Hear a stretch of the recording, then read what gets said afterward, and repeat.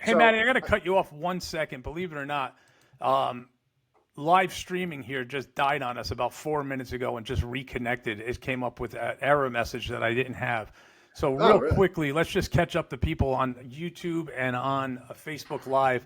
Um, I hate to have to do this to the people listening to your stream, but so far you've only missed. We've talked about Gary Bettman's appearance today on CNBC, about addressing gambling in hockey. Matt summed it up really quickly by saying that Bettman said that the integrity of the league was at such a high level, he doubts very much that any of that will take place. Matt, give him real quickly a little recap on the expansion teams for the people who were not able to hear that a couple minutes ago. So we had $2 billion going in Atlanta. $2 billion is set, ready to go for an Atlanta expansion team. Whether that happens or not, Gary Bettman said expansion is not imminent. That there is now a plan for a team, but he's talking about 34 teams, not 36 right now. Indianapolis, Indiana is one of the teams. Houston, Atlanta are all contenders.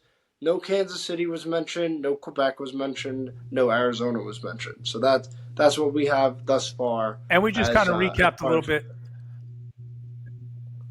We just kind of recapped a little bit about our opinion on Atlanta not being an NHL-ready city.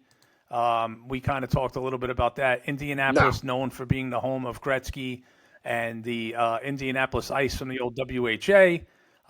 And we talked a little bit about tonight, and Maddie had a really great observation a couple weeks ago. Again, this kid's getting credit. He's breaking shit left and right.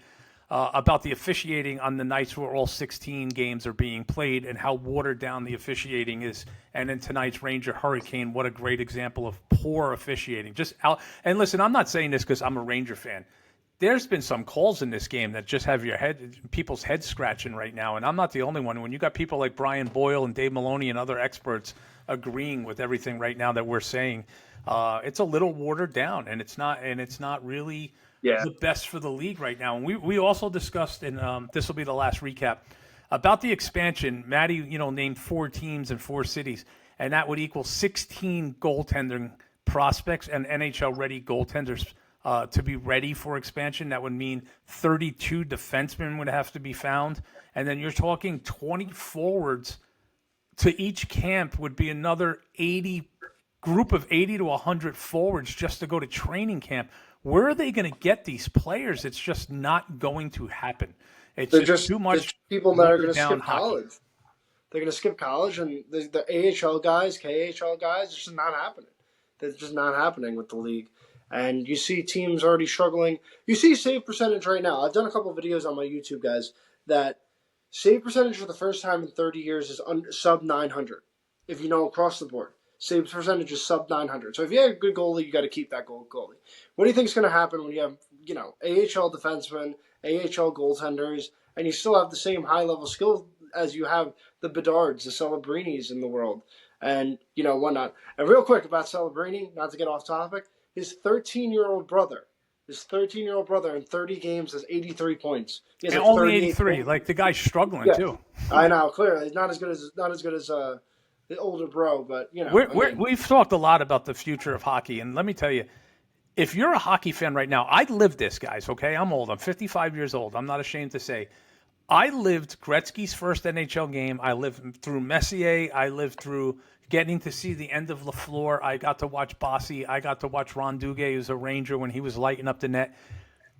When a new generation of talent comes in, you recognize it really quickly. And Celebrini and Carlson and Bedard, I hate you. Connor Bedard, which we'll get into later, that video I posted. Schaefer. Oh, my God, I had to give the kid credit. I hate you, Matt. All of this talent has flooded the NHL in 1.5 to 2 years. And what a lucky group of fans. If your 8, 9, 10-year-old is watching hockey right now, I will guarantee you they're going to be asking for a Leo Carson. They're going to be asking for a Celebrini, a Wyatt Smith, Will Smith, all of these guys' jerseys out there, man, because these guys are lighting it up. And it's like watching a video game. These guys are so fast, so talented. Their hands are incredible. So good. Who's the kid in – oh, man, I'm drawing a blank right now. Philadelphia traded for him from the Ducks. Zegras. He's reinvigorated out in Philadelphia. He's lighting it Point up. per game player over there. Mitchkoff is getting hot. So right now, the young talent is completely dominating. Matt, give us some stats on what these young guys are doing and where they stand in the top 10 scoring. I mean, it's really Nathan McKinnon who's 30 years old, and then it's all these young kids. I mean, Connor McDavid's right there too, but Celebrini is right among the league leaders. Bedard, your favorite player, right there, and I mean Matthew Schaefer's doing stuff as a rookie defenseman that hasn't been done in a long time. Not only is the future of the NHL so great, the future of Team Canada is extremely bright because all those guys are Canadian as well. So I mean, honestly, we're in a little trouble. USA. I don't see Team USA. Moms, we need you to get some super sperm in you immediately and start producing next generation of hockey stars out of the United States. Honestly, even if you look at this future of the 2026 class, you got McKenna obviously at the top. You got another Swedish guy, number 2, but then the next 8 prospects are all Canadian. Yeah, there's not a American prospect till number 12. Now, how the draft goes, that's you don't know how the draft's actually going to go, whose stock rises or falls, but it is a loaded Canadian draft, next draft as well. Which they play north-south. It's something I know we're Ranger fans. We discussed this a lot. The game is going back to a north-south game.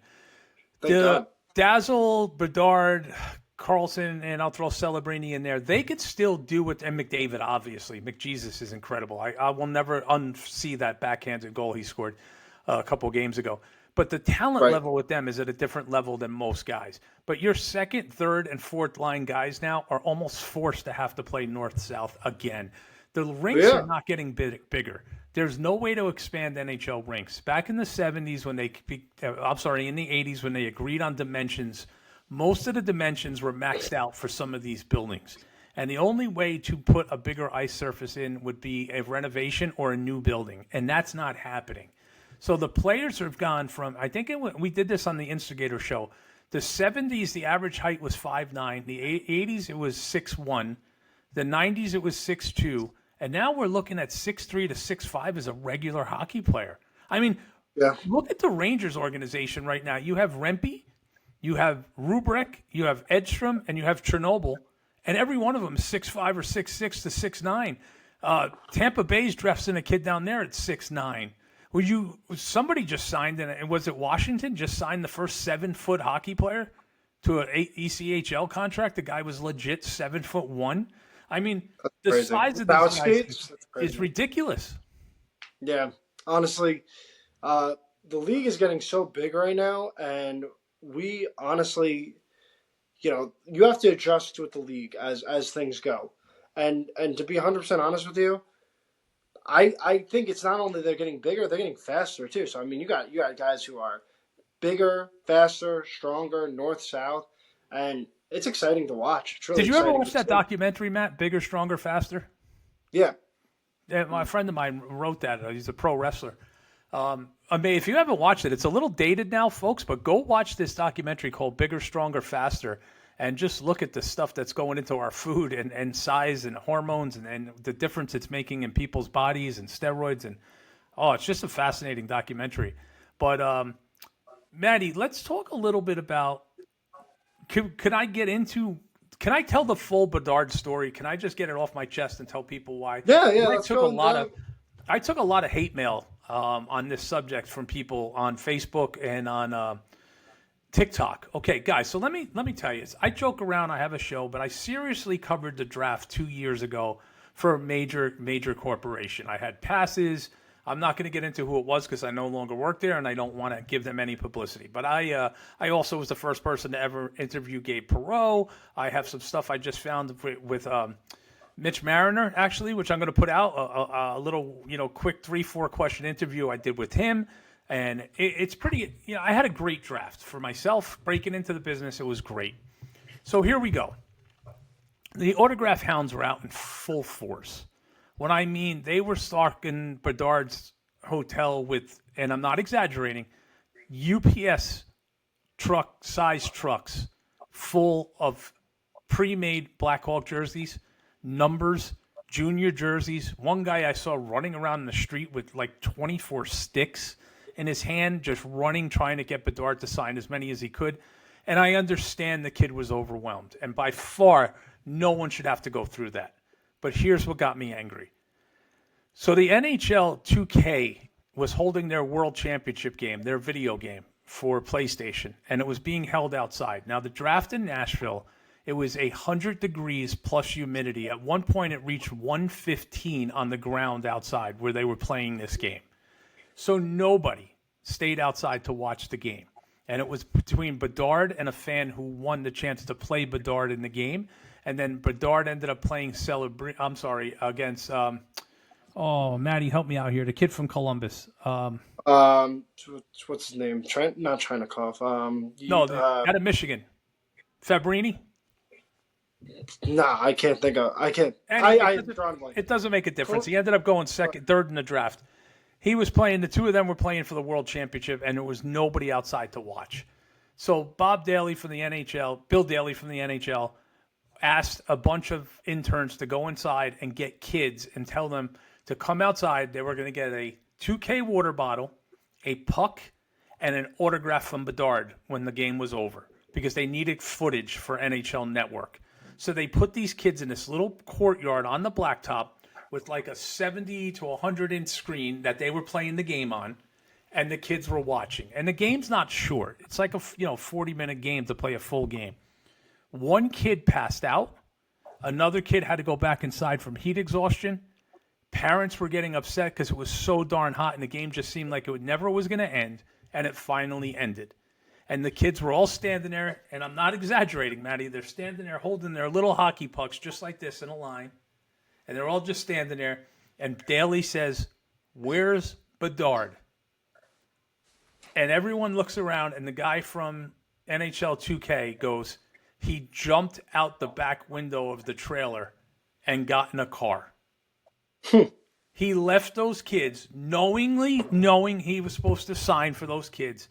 He left them out in that sun and took off. Then he was paid very handsomely for a dinner with the Chicago Blackhawk fans after the number one pick.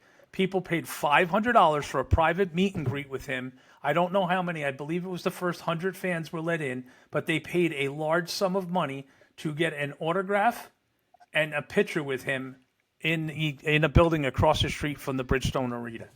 And Maddie, I kid you not, this was his autograph. Just a check mark. He checkmarked every single person's memorabilia, jerseys, hats, everything. And then the one that got me raging was there was a little boy, and this one hurt because I was that kid at one time, and every one of my heroes signed for me. He could not have been 8 years old. I was on the red carpet inside the barrier. He was outside the barrier, but he was in the first row. And he had nothing on him but a Black Hawk hat, Maddie. And it was a Warren. It wasn't like the kid was going to sell it on eBay. Right. He held it out for Bedard to sign it. And the NHL took their cameras and put it on the kid and pointed to Bedard to sign the hat. And he walked past the kid, and the kid looked up, and Bedard's father took the hat and wrote his name on it and said, "You want my autograph anyway, kid. I made him." And they left the kid standing there without an autograph again. And I'll be honest with you. I've met every single player in my lifetime, from Wayne Gretzky to Mario. I'll tell you a Mario Lemieux story really quick. Mario Lemieux was with the hated Pittsburgh Penguins. I'm a New York Ranger diehard, if you can't tell what's going on in my life behind me. I love and live and die with the New York Rangers. Maddie could tell you I'm a little bit fanatical, and I lose my temper over this team. Mario Lemieux and the Penguins were staying at the hotel I was running in New Jersey when Mario was battling cancer. Mario was still traveling with the Penguins, even though he wasn't playing. He came in, and Maddie, I don't know if you've ever seen anything like this, but it's a little upsetting to me to think about it. But he had just received chemo on his neck. He was receiving radiation and chemotherapy, and his neck was raw like chopped meat. And I mean, this man must have been in tremendous amount of pain. But he was with his teammates because he's Mario Lemieux, and he was not going to let them down. And when he pulled up in front of the hotel, there must have been 40 or 50 people. And when we went to escort them out, he said, no, leave them alone. Guys, I'll sign one for every single person online, but what you have to do is hand it to me in the window of my car, and I'll hand it to you out the other side because my neck hurts. Here's a man who's fighting for his life, just got done having radiation, and signed for like 40 people, mint perfection autographs, because he didn't want to disappoint fans. Maybe I'm old and I'm in a different era, man, but aren't we supposed to be building this game? Aren't we supposed to be getting fans? And I don't mean the guys that are waiting outside with 30 things. That's a whole different story, and that's on them for being – they should be ashamed of themselves.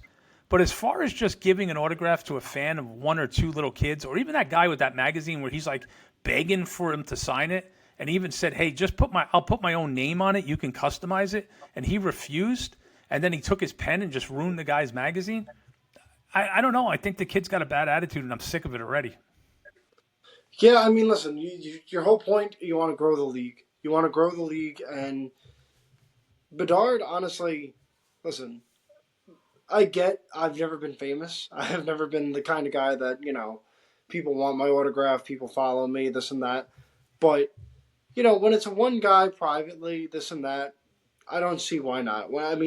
Listen, I met two people when I was working as a mailman. Two people, okay? First one was Kevin James. I met Kevin James, and he couldn't be nicer. I literally lives in a gated community, this and that, went in there, said, oh my God, you're Kevin James? And he's like, yeah. I was like, cool, can I get a picture? Simple. And just that. No, I was in uniform as a mailman. So, they came. He can relate to that. He can relate to that job. Correct. But I saw Jacob deGrom once, right? And I saw him at Chick-fil-A, of all places. I saw Jacob deGrom, Chick-fil-A, he was with his family. And I said to him straight up, I said, listen, man, I know you're with your family. I said, I'm a big Met fan. Any shot I can, get a picture. And he said, yeah, no problem. So, I don't understand why these guys are like that, but it is what it is. But I mean, again, like I'm not saying that bother the guy at a dinner. I'm not saying to publicly disturb him and his family, but when he's walking in, it's one person and it says sign a magazine. Yeah, when you're a one-off, Bedard's got to sign that when you're a one-off person. And again, if you don't want to sign for the adult, that's fine. But what he did to those kids at the draft totally disgusted me. Vinny Trocheck, 3-1 Rangers, ladies and gentlemen. You're killing me. I'm 6 seconds behind you. Sorry, buddy. No, make sure you tell me. I don't care. As long as you're saying it's the Rangers and not Keandre Miller. Vinny Trocheck, everybody. So and now that's Trocheck's 5th goal in 9 games. Yeah, well, they sorely missed him. This team is so bipolar. What a beautiful setup on that goal. That's Panarin right there. 2 points for Panarin as the Rangers take a 3-1 lead live here on Hockey Night USA. Still makes me nervous. We got Boston still up 2-1 on the Islanders also. I watched this game to see if there was any retaliation to what happened with Schaefer in the last game when that ended with between these two teams. But so far it's been pretty mild-mannered. Good. Better record away than home. Yeah, I agree. Getting some comments here from TikTok. Yeah, they are better record away at home. They had a rough road trip this past road trip. But you know what? I don't know what it is, but listen, they just got to get going any way they can, rack up these points. They're in a hole right now. They're in a hole. You know what's funny? We argue all the time, and you get me going, and I promised myself I wasn't going to yell tonight, and I was going to be a little nicer to you because I think sometimes I hurt your feelings, and I don't mean to. It's just because you have so many gosh damn stats that are true, and I got to argue them with an eye test. But they're 11-11 and 1, or whatever the record is. They're dead 500. And all I keep saying to myself is 3 goals. Okay, let's say 4 goals more on this season, and they have a dominant record. And it's frustrating because I know if you ain't had Bull, she be your uncle. Anybody could say whatever you wanted when it comes to if, and if. But they're not been that bad. But Quick has outplayed Igor for the last month. JT Miller's provided nothing. Adam Fox hasn't scored a goal in 20 games. Their top 6 is terrible. But maybe tonight we turn a little bit of a corner, having Zibanejad back at center with Miller playing center. We have Laba playing on a really productive line this evening. Let's see if they get any ice time in the third period. And you got a guy like who I think should be in the lineup no matter what, and who's healthy, in Matthew Robinson.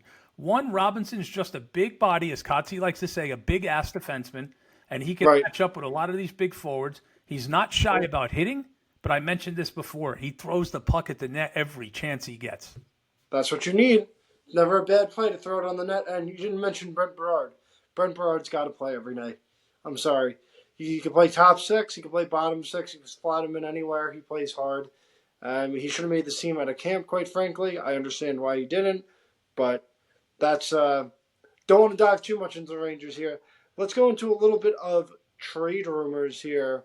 So we have Nashville. We talked a little bit about Ryan O'Reilly. But what about Buffalo? I mean, again, they kind of washed Chicago 9-3. They beat Carolina 4-1. They always have that random streak of like 3 weeks where Buffalo looks really, really good. What do you think? What do you think Buffalo would do? You think that Alex Tuch is traded? Do you think Alex Tuch, stays in Buffalo? Well, here's what I think about Alex Tuch, right? And this is a tough situation for Buffalo. And Buffalo is a pretty hockey city. When Buffalo was good back in the day, Buffalo was really good. Their fan base is great, as you see with the Bills. They're it's sad that they're not better than what they are. But if I personally feel their GM's in a really tough spot because it'll take a year or 2 or 3 with the assets they'll get back from Tuch to possibly rebuild the team. Because you're getting 2 number ones plus a player for him. But we've seen that. We've said that for 20 years with Buffalo. But I was just going to say, if you trade him, you have nothing left, star power wise. Absolutely nothing left. What are you going to go with? Jason Zucker as your star attraction, and Tage Thompson. Yeah, but you got a 50-goal scorer who throws his body, who's a power forward, who's I don't think he gets enough mention in the NHL as being what he is. He's my number one trade target for the Rangers. Oh, you've been saying that since preseason. I've said that from the get-go. He's a right wing too. So let me ask you, in the right deal, you're the Ranger GM right now. You're Chris Drury. What's your offer for that kid to Buffalo? What's my offer for Alex Tuch? Are we assuming we re-sign him? We're assuming we can. Well, I would say contingent. The trade's only on contingency if he signs. So he signs. He's 8 years, $12 million. Go ahead. I am offering Gabe Perreault right away. Because they're going to want something really good. I'm offering probably somebody like EJ Emery because they need a right shot defenseman, and I don't think too highly of him. And I'll probably offer what you got from the K'Andre Miller trade, a first and a second, the better of the first, and a second-round pick. We're different on one thing here. We're different on one thing because you effing nailed my defenseman I wanted to give up on this franchise. Excellent call on Emery. Not a fan whatsoever. No, my substitution in there was Will Cooley, not Perreault. And I'll tell you why. Buffalo's going to want a hulking forward back. I hate Cooley right now. Buffalo's going to want a hulking forward back, and I think the Ranger organization will blink at trading Perreault this early on with what he's did in his collegiate career. But then I don't think you give up. I think then you don't give up that second round pick. Maybe you only give up a first. But honestly, what about two first Emery and another player that's already NHL capable? Like who? Berard. I don't know. I'd personally between Othman, Perreault, and Berard, I'm in the minority. I think Berard is actually the best out of all three. I think Berard's better than Otherman, but I don't think anybody wants Otherman. He would have been traded already. No, he's gone. He's gone. There's no value of him. If anything, I'm kind of hopeful. If Drury has any common sense, Vancouver wants to get rid of Lucas Reichel. I would try to flip Othman for Reichel. What do you think happened with that kid? Why did Chicago give up on him, and now all of a sudden Vancouver doesn't even want to play he just hasn't fit in. With Chicago, he played pretty well this season, Lucas Reichel. He had 5 games in Chicago, 2 goals, 2 assists. So, 4 points, 5 games, that ain't bad. Not at all, but he goes to Vancouver that needs a young star, and they just gave up on him. Yeah, he just couldn't find it in the lineup. I think Vancouver's all over the place. Vancouver's kind of like Western Rangers. They just kind of like, not only do the Rangers always seem to trade with them, but they just kind of seem to be getting their own way, and they just can't really figure it out. I kind of think, too, that Vancouver's never really had an over-dominant physical team forever. Like, I don't even know No. the last time was probably when Darryl Stanley and Craig Cox dressed for that team, and you weren't even They alive. got Sherwood right now. Sherwood, who hits like a monster, and he's been scoring goals too. Okay, Berard just had a great chance right there. let's Another get great him. chance. What do you have to give up to get a guy like that? Sherwood Yeah, for, I mean, who's he going to? I mean, I don't think the Rangers necessarily need someone, but who's he going to? I mean, for him, who's a UFA, and you're not guaranteed to sign him, I would probably say a first and a B-level prospect. I'm going to tell you where he's going to go.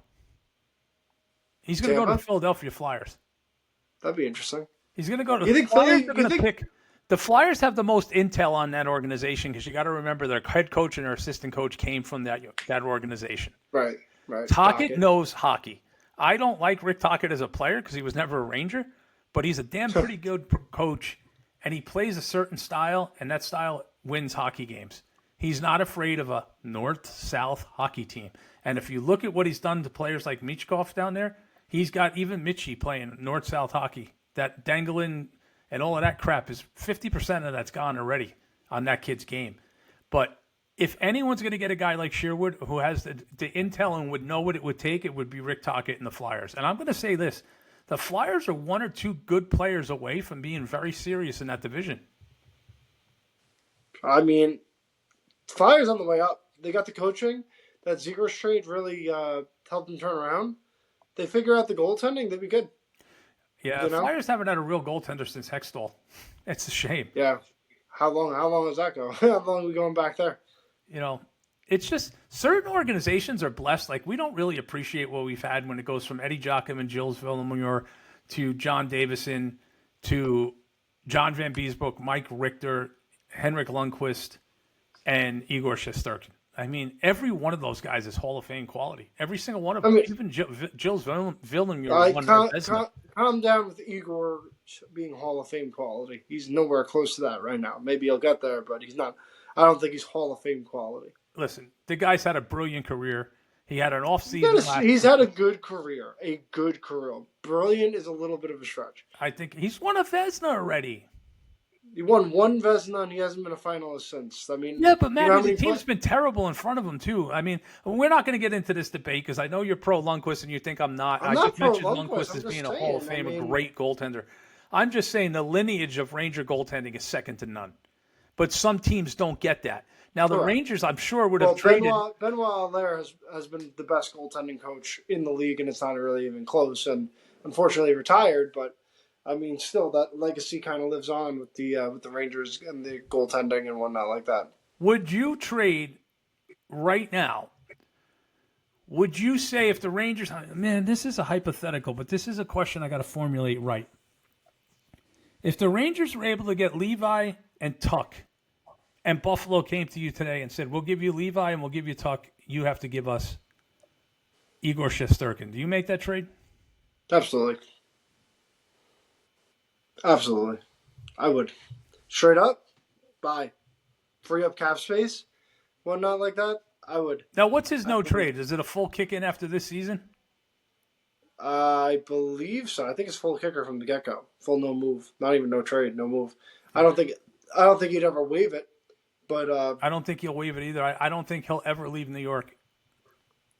Yeah, unfortunately. I mean, that's kind of my dilemma with Drury that frustrates me because you trade Trouba a couple hours later, you sign Igor right away.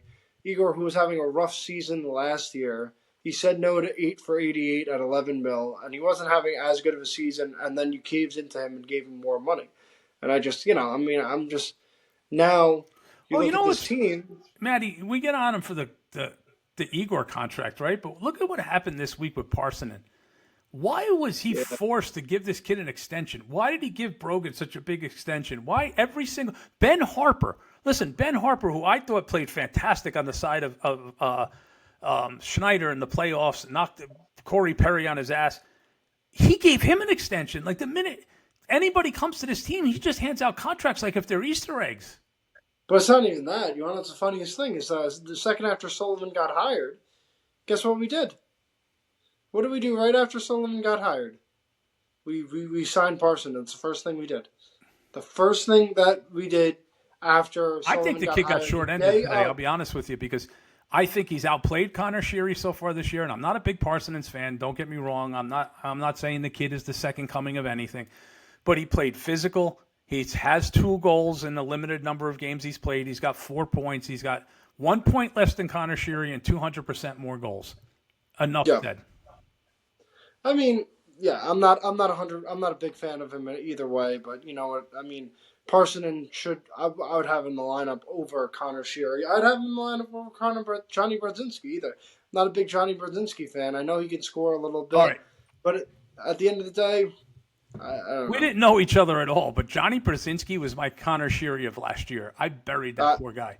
I but you know what? crushed him every chance I got, and I ate my words a lot of nights because I will say this. He is not a superstar, but that guy does put in effort every single night. Correct. And not only that, he does produce.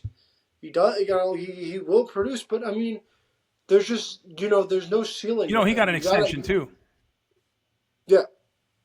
You gotta, I don't know. I mean, listen, we're gonna win this game in Carolina. Hopefully, we're up 2 goals here.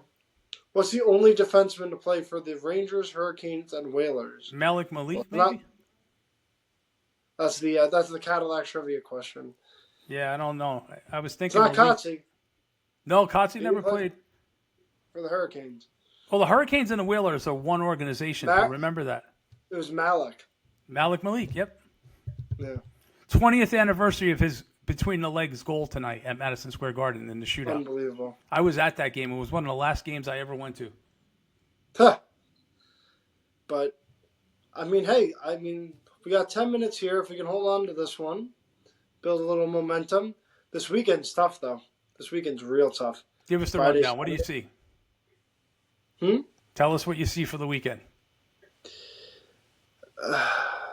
If you can hold on here, right? 10 minutes to go, up 2, and you should. And if you don't jinx it, Matty. You've said it 3 times. Let's just say they win. Don't say nothing else. 3 out of 4 over the weekend, you're in good shape. I'm feeling good. Then you got basically 7 out of 8 possible points.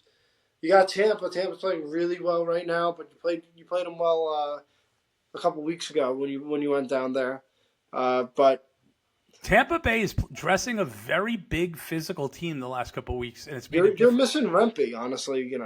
Any word on his return? No word whatsoever. I looked at it the other day. Nothing. Didn't Kotze say the other day he was skating again? I didn't hear that. I didn't see that. I think I would have found out. Yeah, I haven't heard a single thing, and I look it up all over. I even go to his sister's social media. 3-2 Rangers. Jarvis just sniped one on Lundqvist. Not Lundqvist, just Sturkin. So you got me talking Lundqvist. That's a beautiful snipe. Man, I hate. He didn't have much. He didn't have much room, and he sniped that. That was crazy. Oh well, maybe we're not going to hold on to this. You never know, man. Oh my God, this team. Let me tell you. You know what I don't like about this goal right here? This Schneider's goal out of is in position. the net because both Susie and Schneider shied away from contact and dumped the puck scared. That's on Schneider. That's not on Susie. Susie's got his man. No. Before that, the play before that, when he dishes the puck to Schneider, and he puts Schneider in a pretty difficult situation with the puck, and Schneider, instead of taking the hit, tries to just poke the puck around. Watch on the replay. I got from about Rempe. He's rehabbing his hand. That's the last thing that we had heard. So I mean, that's. Where did we get that from? Somebody on TikTok just told me. Oh no, I'm just saying. I mean, we know about the hand. I was just hoping that somebody had confirmed, other than his sister, that it is his hand, because Vince Merck had it. Thank you, Mel. Yeah, no, whoever put that in, appreciate you very much. Thank you. I mean, because we don't get any New York news about the Rangers unless Emily Kaplan's in town. She's the only person who breaks anything Rangers, and now, God rest his soul, Larry Brooks being deceased, we have no hope as a Ranger fan base for any kind of newspaper coverage. Let's switch gears a little bit for a couple minutes and go to the other 2 local teams, even though I hate talking about them, but the New Jersey Devils and the New York Islanders. Devils have a kid that I absolutely love in Dylan Mercer. Mercer's a hell of a hockey player, man. He's not... Future Canuck. I'm sorry? Future Canuck. You never know. unfortunately. You know, he should have been a Nashville Predator. He was the center point of the deal that Nashville pulled off the table, and it was confirmed.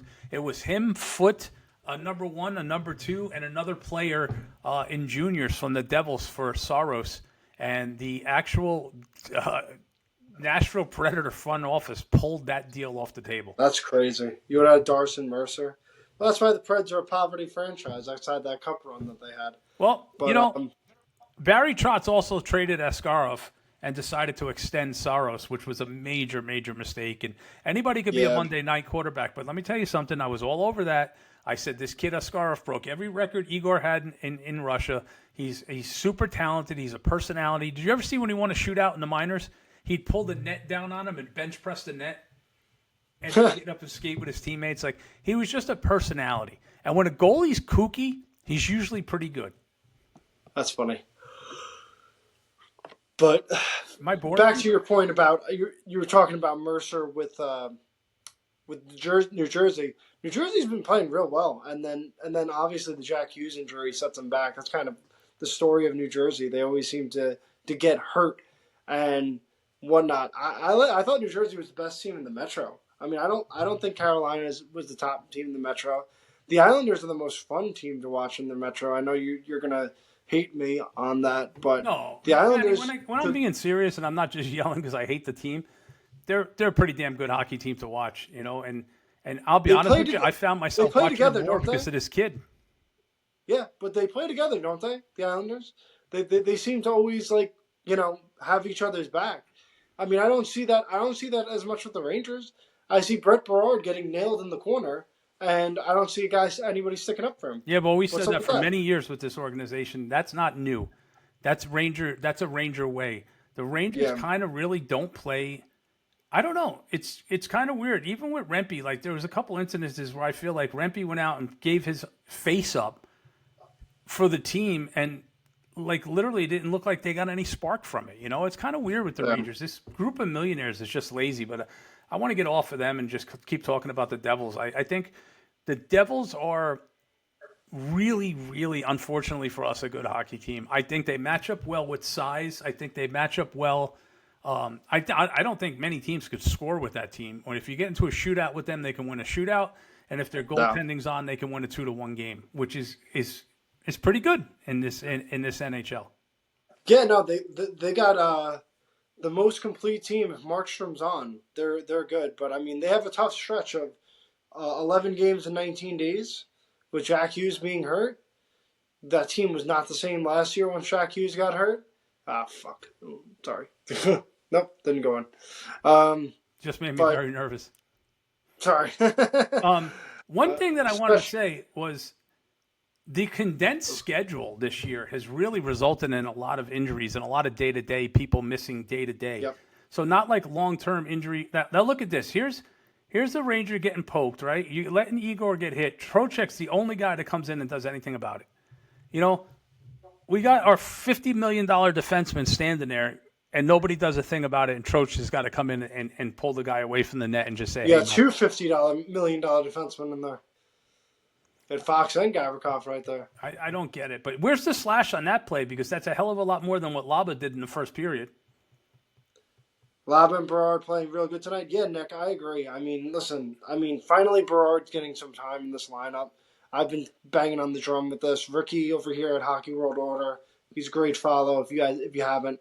Berard should have made this team out of camp. I get why they didn't, because you wanted to keep the extra body in Susie and Brodzinski, but Berard's been real nice tonight. I mean, he's got about 3 or 4 scoring opportunities right here. He's always making moves. I agree. But I would keep an eye on Hartford. Now, I'm such a fanatic. I've gotten out and I've purchased the AHL package now. So I'm watching Hartford Wolfpack games on a regular basis. Really? Too. Okay.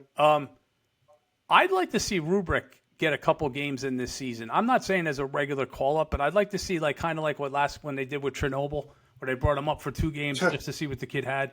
Another big kid, 6'5", that kid. I love him. I love him. You know, he went down there and he got jumped by one of the Gallant brothers in Laval game, and he turned that around too. He's a pretty tough European kid, man. For a kid who's not a North American player, he's pretty tough. But I'd like to see Rubrick get a game in the NHL, say a rival. Especially while Rempe's out. Wait, what was that? I said especially while Rumpy's out. Oh, I'd like to see him with Rempe and Edstrom as the fourth line and move Carrick up to play a game on the wing with Laba. I'd like to see Carrick and Laba play together. I mean, I think Edstrom's more of a third line player. You can play on third line. I don't get what the beef is with Edstrom. I don't. I mean, I don't get. You said he's a season or two away from being a 20-goal scorer. He just doesn't get the opportunity. I just don't understand it. I don't understand why. He was in front of the net on Laba's goal. Berard had changed, and Edstrom had gone to the front of the net. If you notice, since that benching, he's never more than 5 feet outside the crease when they have the puck in the offensive zone. He got the hint. And that's where that big ass needs to be. Absolutely. Yeah, I'm happy to see Panarin scoring again. He had a goal. He's a goal and assist in this one, so that is good. I mean, he's had a bad season by his standards, especially after turning down a team friendly deal. I mean, I think he might be regretting that, but we'll see how the season plays out. I still think Panarin ends up not being a Ranger. I don't even think if they are in the playoff hunt that he stays with this team, because I don't think Drury could afford to let him go for nothing. He can't lose. I get it. You know what? But honestly, here's what I'm going to say, and I said this in my live the other night. The East is so wide open. Like, if you figure out what you're going, you figure out your team, and you figure out your lines, and you kind of get going. You get a hot streak, you figure it out, you start going. The Rangers could win the East if they figure it out. And I know that's kind of cliche. You're telling me? I have fights with you about this every Tuesday night at 7:30. I'm just saying, I'm not impressed with anybody in the East. I mean, right now, who would you pick in the East? I feel good about my preseason pick in Tampa right now. I don't think that's I think they're more the plurality than the favorite, but. I think Florida's played too much hockey. I think those injuries have caught up with them, and they've played too much hockey. They're too banged up. If Barkov comes back, I'd pick Florida over Tampa. But I just think Florida, it's not their season. I think their luck has run out. I think the New Jersey Devils are... Luck? There's no luck. Well, you know what I'm saying. I mean, they've won 2 cups. You got to be lucky to win 2 cups at some point. I'm not saying they're not great. They're a great hockey team. Don't misunderstand what I'm saying. But I also think the Devils are one sniper away on that second line of making them a very serious Stanley Cup contender. Yeah, I agree, and I think the Devils need a little more toughness. Yeah, I think Sherwood would be really good if they got that. Scares the hell out of me, Matt, because they also have a very deep farm system. I think Carolina needs a second center. That's what they need. You've been saying that since the day I met you. They need a second center. They do. You know what they need? They need Vinny Trocheck back. Could you imagine if he was on that team? Yeah, right. Big save by Shesterkin here. He'd fit in nicely. I wonder what they would give up to get him back. Well, Carolina's also been linked to Panarin. They're in a great cap situation. Oh, this is a good one for you. Forsberg to the Devils would be good. I mean, now Ricky follows Nashville. Okay, let me tell you a little bit about that. That's a great observation, and we spoke about this last week. Barry Trotz on his local radio show on 102.5 The Game in Nashville spoke last week and very candidly called out his core players and actually dropped an F-bomb on the air. He said, I need more out of these fucking guys. They sit back and they complain about coaching, they complain about this, they complain about that, but they have to look themselves in the mirror.